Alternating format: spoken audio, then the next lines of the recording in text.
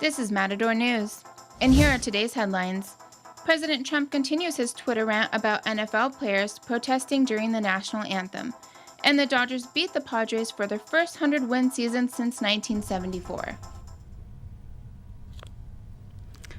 Hi, and welcome to Matador News. I'm Ambar Rodriguez. And I'm Marissa Martinez. Southern California can't seem to catch a break from the fires.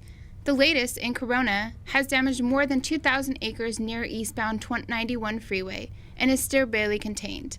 Hundreds of fires and firefighters battling to tame the brush fire, while one home has been destroyed. 300 homes, over 1,000 residents, are under mandatory evacuation orders. Residents are unsure whether their home will be standing when they return. Authorities are still investigating what caused the fire. Puerto Rico is on its fifth day without electricity after Hurricane Maria hit the island last Wednesday. President Trump says he will visit the island next week. So Puerto Rico has tremendous problems with floods and with damage and collapse. And I mean, we're still looking for people.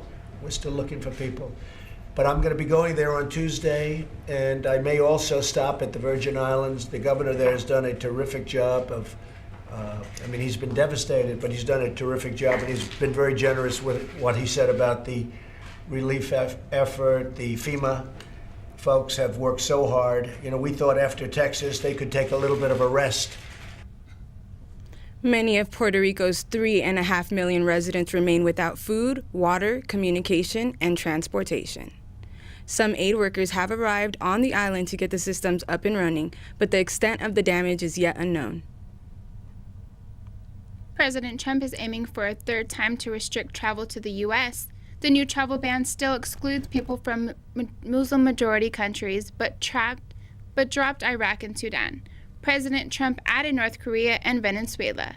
The U.S. Supreme Court is set to hear arguments on the legality of the next travel ban next month. Restrictions on the several countries will begin October 18th, but does not have a set date as to when it will end. NFL players are coming together after President Trump's remarks. In a speech on Friday in Alabama, he said players who kneel during the national anthem should be fired. He continued his criticism of the protest in a series of tweets over the past 4 days. During last night's game, players shared a moment of unity. Dolphins' Julius Thomas says the players have a right to express themselves. I don't think a lot of people truly understand what it feels like to wake up in this country and not feel equal, to truly feel that your voice won't be heard as much as somebody else's. President Trump wants the league to set a rule prohibiting players from kneeling during the anthem. Now let's go to Matador News reporter Tom Rodriguez, who has reactions from CSUN students. Thank you, Marissa. NFL players kneeled during the anthem this past weekend. Some interlocked arms. The Pittsburgh Steelers even tried to keep the players in the locker room. But some students, CSUN students, say the players have the constitutional right to kneel during the anthem, despite Trump's harsh opinion. I think they have the right to protest because on the First Amendment especially says that you have the freedom to express yourself or protest in any way you see fit as long as it's peaceful. I don't think the national anthem is sort of an auxiliary part of their actual job, which is to play football. So I feel like if they want to express their First Amendment right, that's an acceptable place to do it. I feel like it is free speech to be able to kneel for the national anthem. If they feel like something is unjust in the world and they feel like they have a right to kneel, they should be able to kneel, you know? Like kneeling is not necessarily a disrespectful act, more of a reverence. The First Amendment not only protects free speech, but actions as well. Attorney General Jeff Sessions defended Trump's comments during a First Amendment rights speech at Georgetown University. He said that the president has free speech rights too. Back to Marissa in the studio.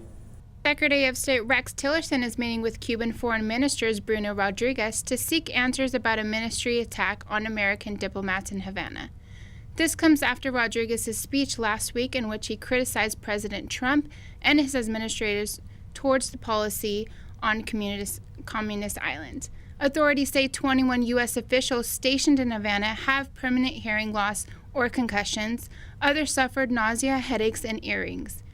The U.S. has said the tally of Americans affected could grow as more cases are potentially detected. Cuba has denied any knowledge or involvement. A federal appeals court is set to hear arguments today in the case featured on the Netflix series Making a Murder. The series followed the murder conviction of Brendan Dacy, who was sentenced to life in prison in 2007. Dacy was convicted in the death of a photographer, Teresa Halbach. He told detectives that he helped his uncle rape and kill Halbach in their family's junkyard. The judge in the case ruled detectives took advantage of the boy's age at the time and his cognitive disabilities in order to get a confession. His case will be reviewed in the Seventh Circuit Court. Now let's head to the latest in business with Tory Isaac. Thanks, Ambar. Levi's $350 smart jacket goes on sale tomorrow. Levi's teamed up with ATAP, Google's Advanced Technology and Projects Group, to create the jacket. The jacket incorporates jacquard, which weaves electronics into fabric, allowing you to become interactive with your smartphone with a tap or swipe of your sleeve. The jacket is marketed to people who commute by bicycle, but is for anyone who likes to wear technology on their sleeve, literally.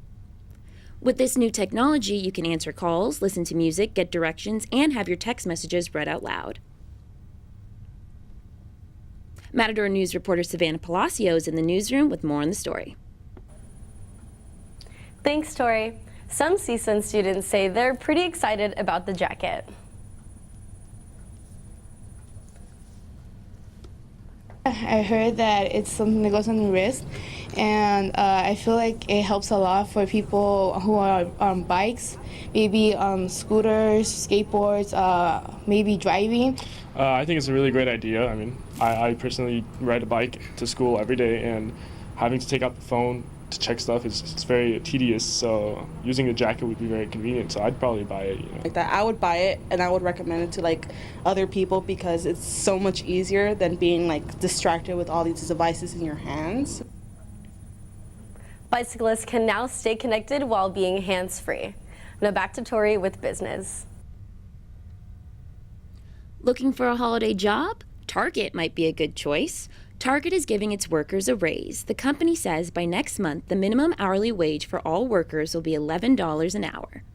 Target says the wage increase will also apply to its workers for the holiday season. It has also committed to a $20 an hour minimum wage by 2020. Now let's check in with Alexandrea with the latest in health.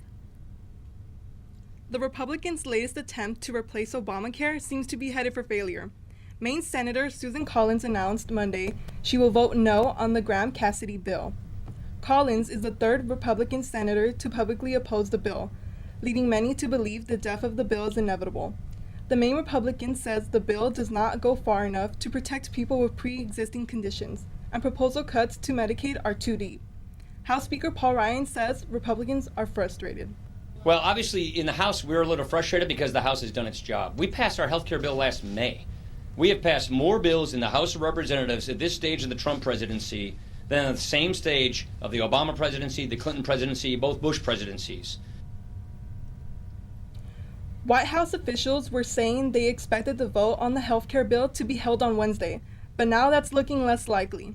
Republicans have until September 30th to finish before the threat of a filibuster by Democrats would make a winning vote in the Senate nearly impossible.